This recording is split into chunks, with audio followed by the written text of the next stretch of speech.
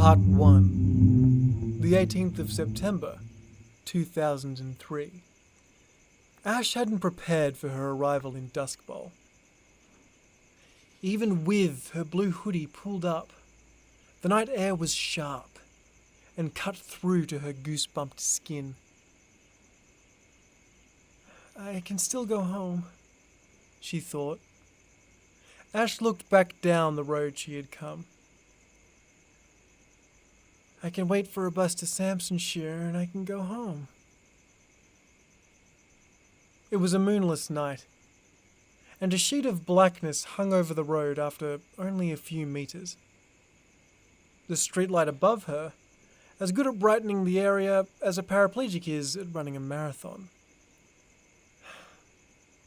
No. She hugged herself tightly. You'll be okay, Ashley. It's okay. She consoled herself in the same way that she had seen him do hundreds of times.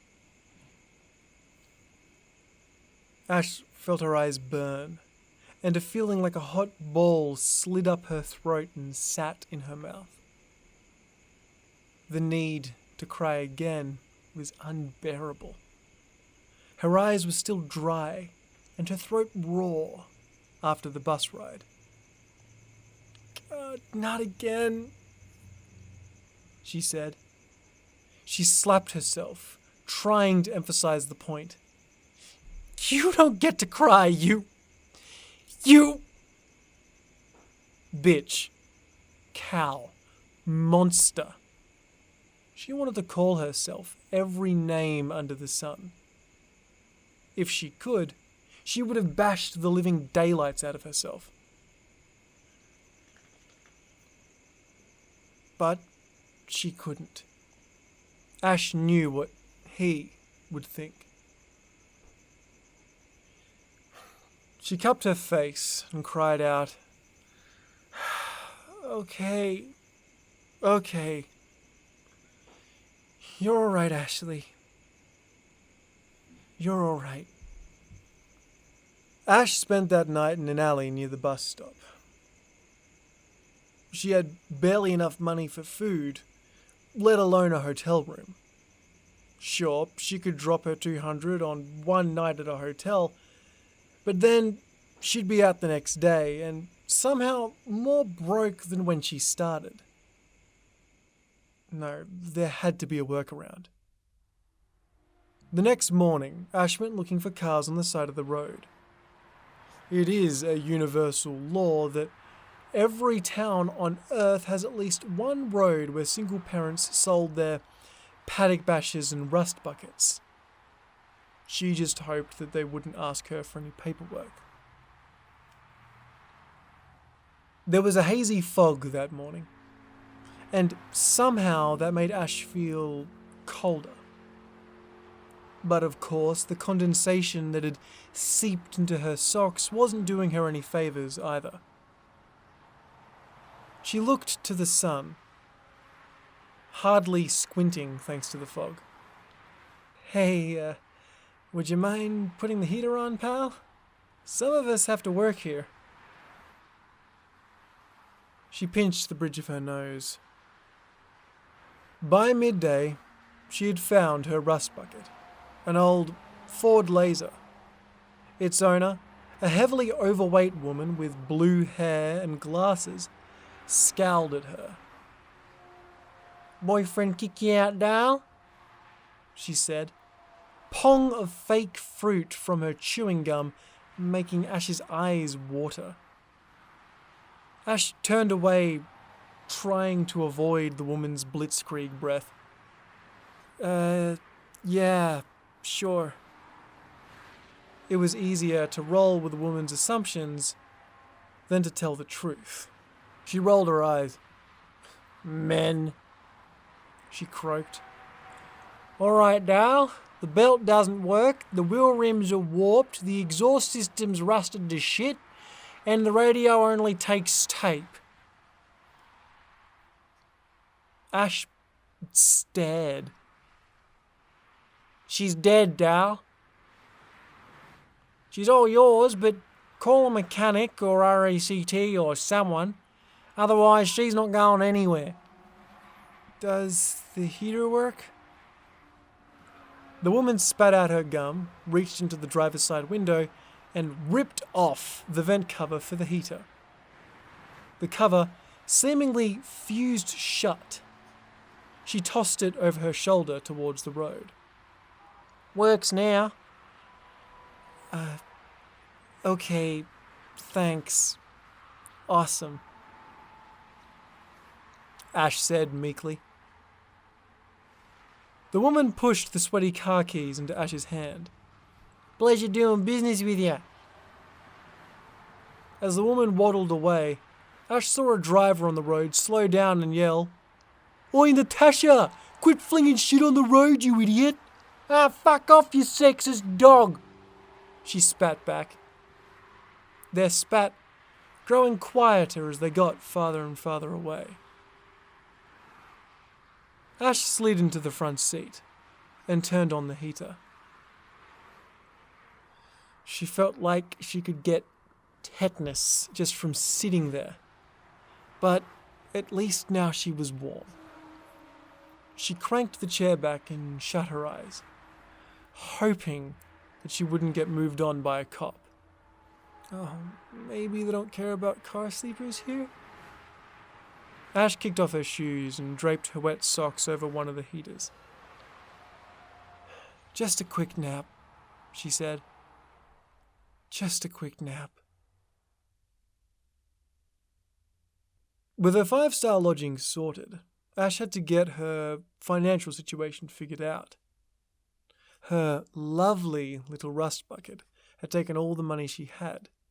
So, later that afternoon, she found herself at the one place she was remotely qualified to work at.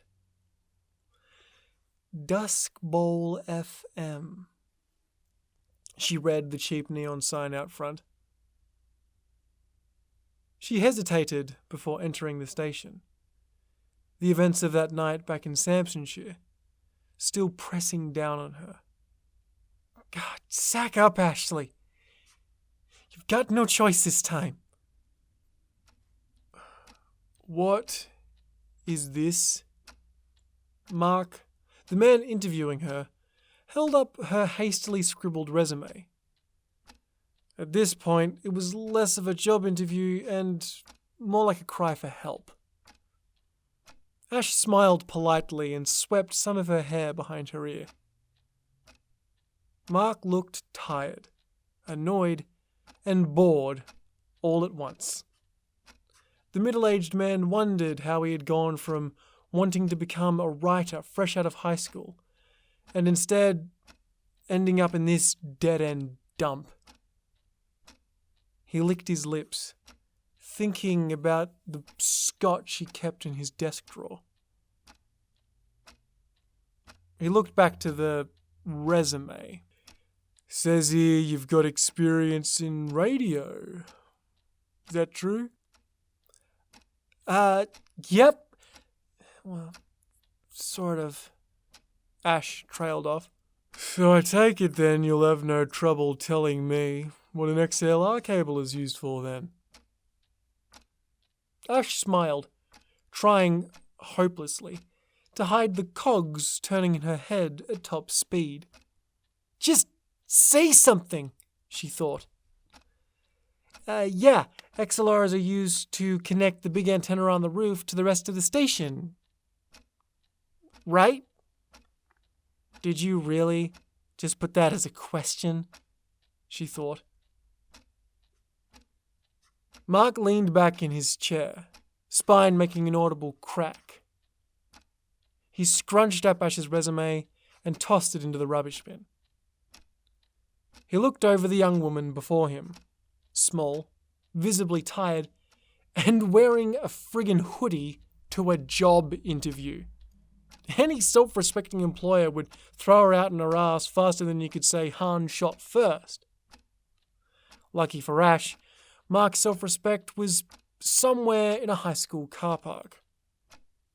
That and Duskbowl FM hadn't had a new hire in at least 2 years.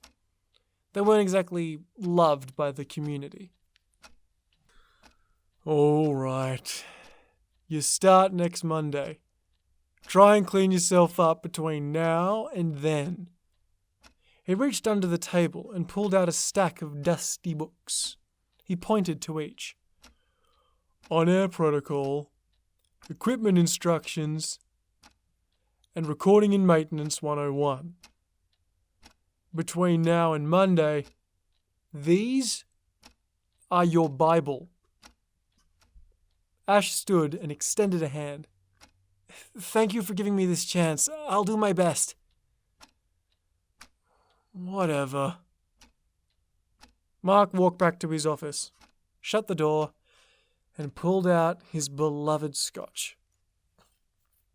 That weekend, Ash sat up all night in her rust bucket, holding the pages of her books to the window, using the moon as her reading light.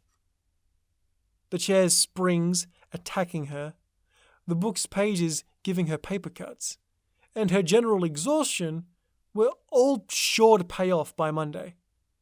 And Ash was confident in saying that by the time Monday had come, she had no fucking idea what she was doing. She rubbed her head. Oh, fuck me. The studio at Duskbowl FM was divided into 2 rooms. One, where the announcer sat with some rudimentary equipment, and the other, where the real magic happened, was a dark, windowless hive of dials, buttons, and blinking lights. And that was where Ash found herself. She looked through to the announcer's booth, part of her still wishing that she was in there. Maybe one day. But no, it's too soon, she whispered. The door to the announcer's booth swung open, and in came a young man with dirty blonde hair. He fell into his chair and started fiddling with some of the dials on his side. He pressed a button, and a speaker next to Ash's ear sprung to life. G'day, Jeremy. Let's keep the game consistent today, alright? Don't want to blow out some poor old woman's hearing aid. The image of that made Ash think of Faulty Towers, and she smiled. Oh, and, about what you and the guys were saying, he started. The man looked to the tinted screen between the 2 rooms. Ash, thankful he couldn't see her. But she did wonder. Maybe I should tell him I'm the new girl. His friend isn't here. The man looked defeated for just a second. For the smallest moment, Ash could see a plea in his eyes. Don't worry about it. He shaped back up. He pressed another button, and the words "on air" clicked on in red neon above Ash's head. Good morrow, madams and misters, brothers and sisters. The broadcast went by with barely a hitch, all things considered. Yes, Ash spent most of it frantically flipping through her guidebooks, only just keeping this proverbial ship from sinking. But at the end of the day, they had not sunk.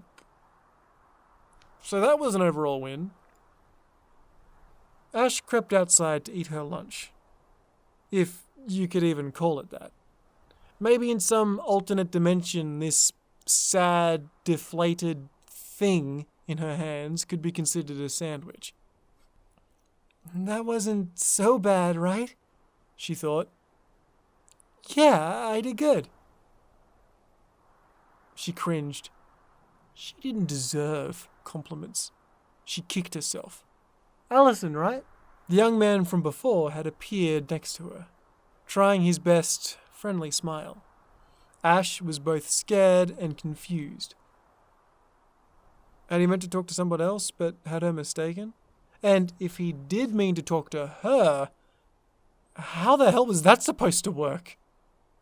She hadn't had time to prepare a conversation script for herself. She brought her knees to her chest and nibbled her sandwich. The young man sat beside her. Well, I'm Marshall anyway. No response.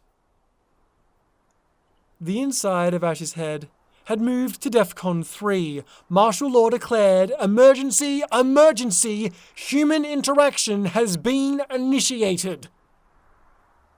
You did a good job today. And between us, it's always cool to see a new face in town. Ugh, last time that happened was... He pretended to think hard and put on his best scholar voice. Why, the last time we had a newcomer around these parts was in the summer of 1721. But when he brought with him the horrors of the New World, well, we chased him out of town. Marshall laughed at his own joke. Ashley. What? Marshall's ears pricked up, Ash suddenly joining the conversation. My name is Ashley. Marshall laughed and sighed. Well, Ash, looks like Mark went and fucked up your name on the work roster then. That is going to cause some bookkeeping problems down the line, let me tell you. That sounded about right. You know, Ash didn't think she'd ever made a good first impression on anyone. So why would Mark even bother remembering her name?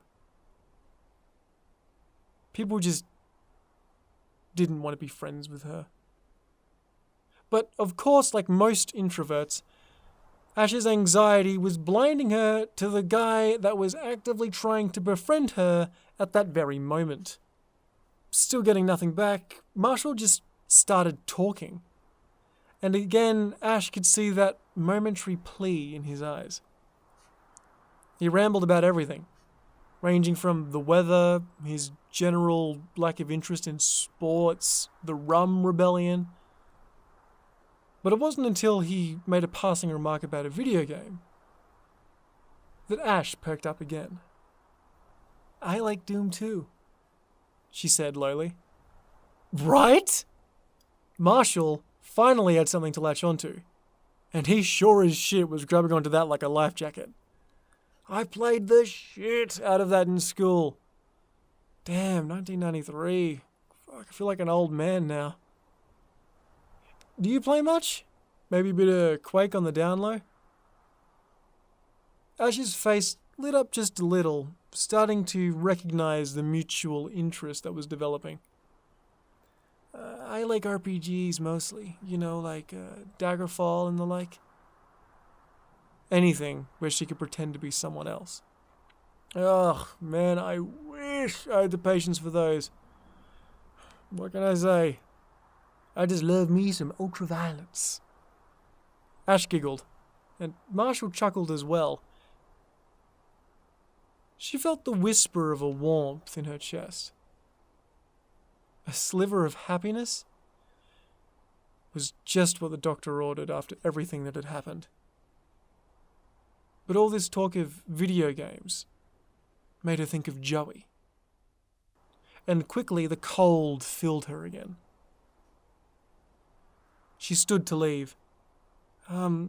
Hey, thanks for telling me about the name mix-up. I'll go talk to Mark when I get the chance. Marshall stood as well and half reached out. Whoa, hey! She stopped, waiting for a sentence that didn't come. Now Marshall was the one struggling to think of something to say. What are you doing for dinner? He blurted out finally. Excuse me? Marshall was starting to trip over his words. Look, I wasn't kidding. We barely ever get newcomers in this town. And I just need to talk to someone new. Let me pick your brain, or hell, just let me talk and you can just sit in silence. Either way, you get a free meal out of it. Ash shifted in place. It was weird to have someone so desperate to talk to her, of all people. She was far more used to being unseen, so being sought out was making her feel like a fish on a saxophone. But there was something about Marshall. Even through everything, Ash suspected that this guy really did need someone to talk to. And what were her plans for the evening? Go back to her rust bucket and count the rips in the upholstery? Who was she kidding? She'd already done that last night. 67, by the way. All right, she said tentatively. Part 2. She had chewed on the idea for most of the day, and now, even after she had arrived, she was still second-guessing herself. Damn, that hurts, she said. Ash rubbed the side of her neck and tried to rotate her shoulder with little success. It seemed as though sleeping inside of a car for weeks had left her body in a state of what she was sure scientists would refer to as munted. And it had been weeks. Ash wasn't sure if that was a good thing or a bad thing. She never blew Marshall off. She just wanted to wait a bit before hanging out. She'd often roll her eyes as she thought about how she acted. Annoyed? Maybe. She thought she was messing up what he had tried to teach her. She had been too cautious. She'd left it too late. Once again, Ashley had let her anxiety dominate and ruin what could have been a real... Ash bit her lower lip and figuratively waggled a finger at herself. Stop it. You're fine. Take a breath and get out of your own way. She breathed deep and slow. Ash had never really been the kind of person to go out. She was far more comfortable wrapped up in a blanket on the couch. But she knew that he would actually want her to go out and live her life every once in a while. But even with her relative lack of experience, she thought that Everson's didn't meet whatever standards a place that served food needed to meet in order to both pass health inspections and survive a strong wind. She shrugged. Who was she to judge? Maybe the cocktail scent of cigarettes and grog trodden into the carpet was nostalgic for some people.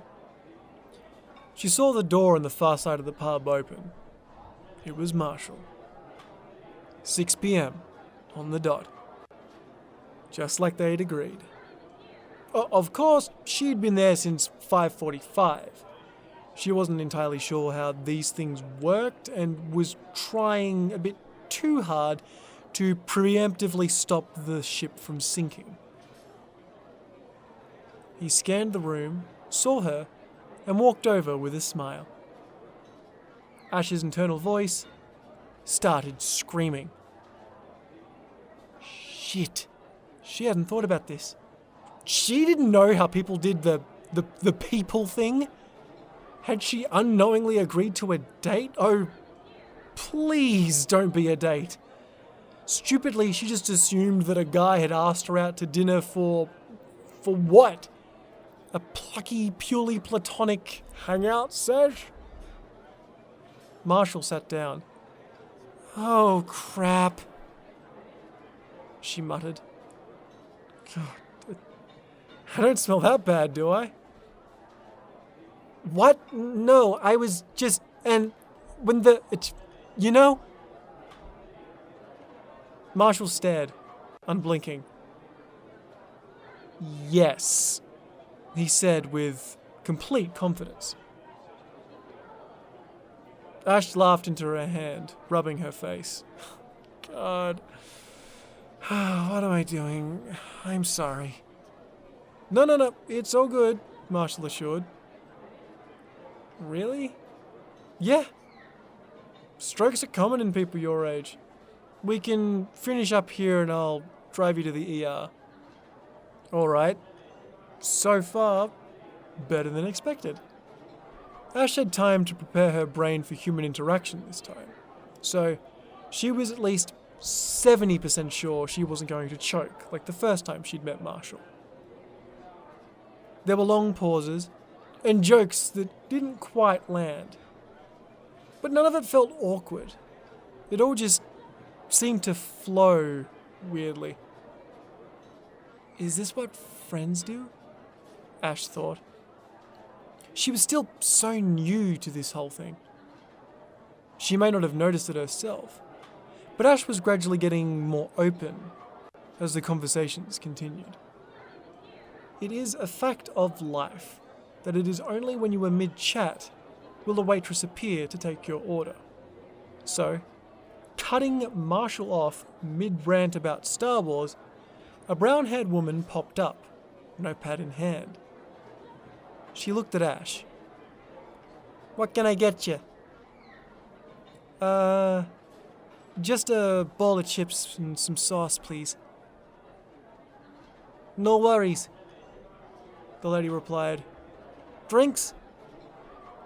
Ash shook her head. All right, I'll get that for you. The lady went to leave. Ash furrowed her brow. Wait, hold on, you didn't get what he wanted. The waitress stopped and looked from Ash to Marshall and back again. Marshall, now looking down and away from the two of them like a beaten dog. The waitress scoffed.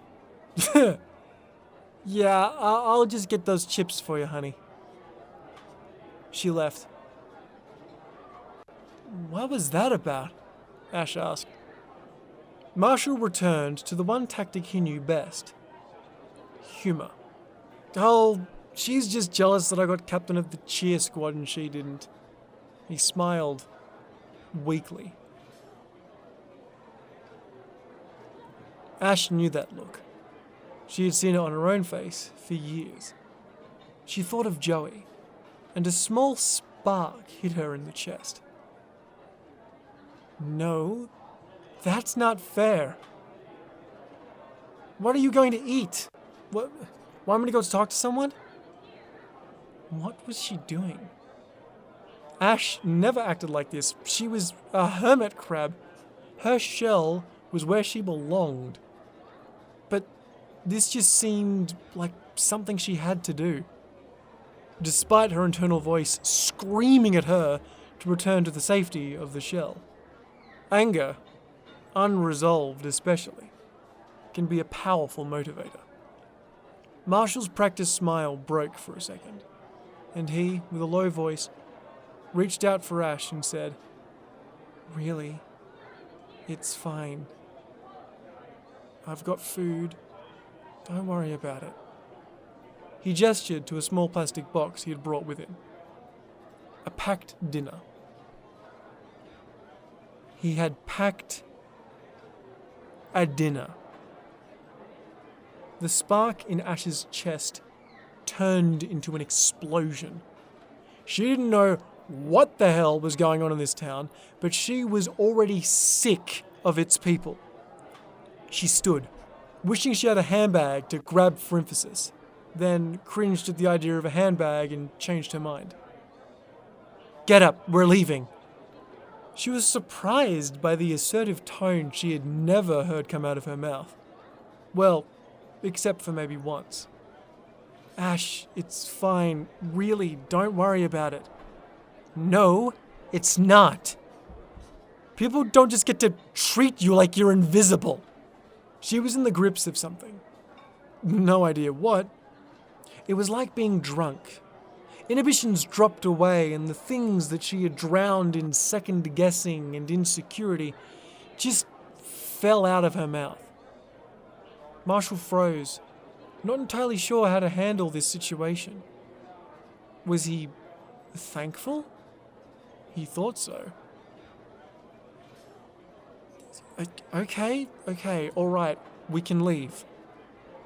He stood up, and Ash grabbed him by the hand and marched out of the pub. One of the waitresses pointed to Ash and cackled to one of her friends. Well, we know who his next victim is gonna be.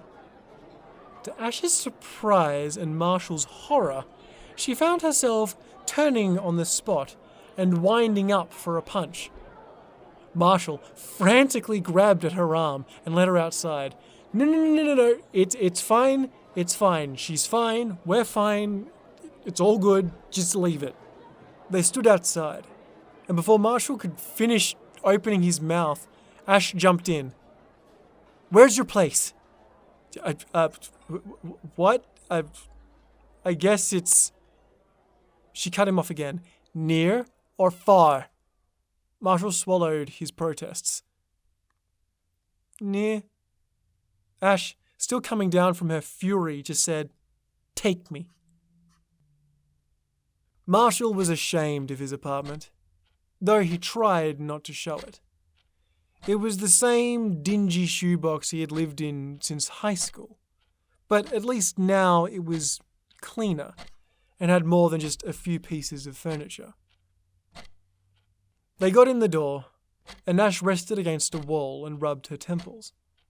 Her episode passing, and an endless cloud of "oh fucks" filling her head once more. I'm sorry about that back there, she said. Marshall poured her a glass of water. No, it's all right. I wasn't expecting that, is all. Now sounding the nervous one. I'm not normally like that, I promise. It's just... She sipped her water and sat on the couch. It just feels like everything's falling apart lately. Something happened and... She stopped. She stared into the glass. And that's why you're in Duskbowl? Marshall asked. You're the first new face here in a long-ass while. Trust me, I've been here long enough. I know. So then the question is, why? Ash stared into her glass. Everything coming back to her in a whirlwind. But still, she wanted so badly not to face it. Sorry I ruined your date, she said finally. Marshall sat beside her, unsure of whether to pat her on the back or hug her shoulder. No, it's okay. I mean, I'm flattered, but this wasn't a date. Ash looked up from her glass and fell back into the couch as that small wave of relief hit her.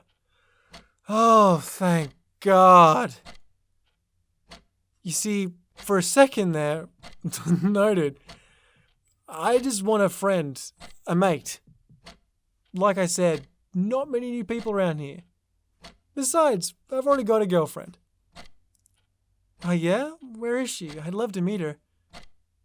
Marshall paused and shrugged weakly. Oh, she's around. An awkward silence fell. Look, Marshall started. Heaven's is a shithole anyway. How about I order us some pizza and we just chill out and watch a DVD or something? Ash was thankful for his understanding this. And Marshall was thankful for hers. That, or perhaps they were just projecting onto each other. Anyway, I'll make the order and you look through the stack of movies over there. Ash nodded, and Marshall left to the kitchen where the landline was. She pulled herself up and knelt by Marshall's stack of movies. It was the exact opposite of impressive. Then she saw it. Die Hard. Her whole body twinged, and that bubbling pain filled her throat again. Her eyes welled, and she wanted to slap herself for getting so worked up over something so small. It was just a movie. No. It was a reminder. She was pathetic. This was pathetic. She should just grow up and move on. But how could she when she was the fucking monster? A cry, more like a wail, exploded from her mouth finally, and Marshall rushed back into the room to see her shaking and weeping on the floor. He dropped the phone and held her. Hey, are you okay? What's wrong? She grabbed at his shirt and scream-cried into it. He could feel her damp, hot breath through the fabric. I made a mistake. I'm sorry. God, I'm so fucking sorry. For another hour, she cried. Marshall didn't force advice. He didn't ask any questions. He was just simply there for her. Part 3. The 22nd of September, 2004.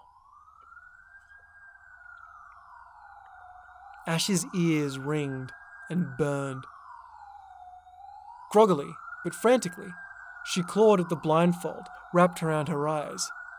She'd woken up, scared, confused, cold, and in darkness.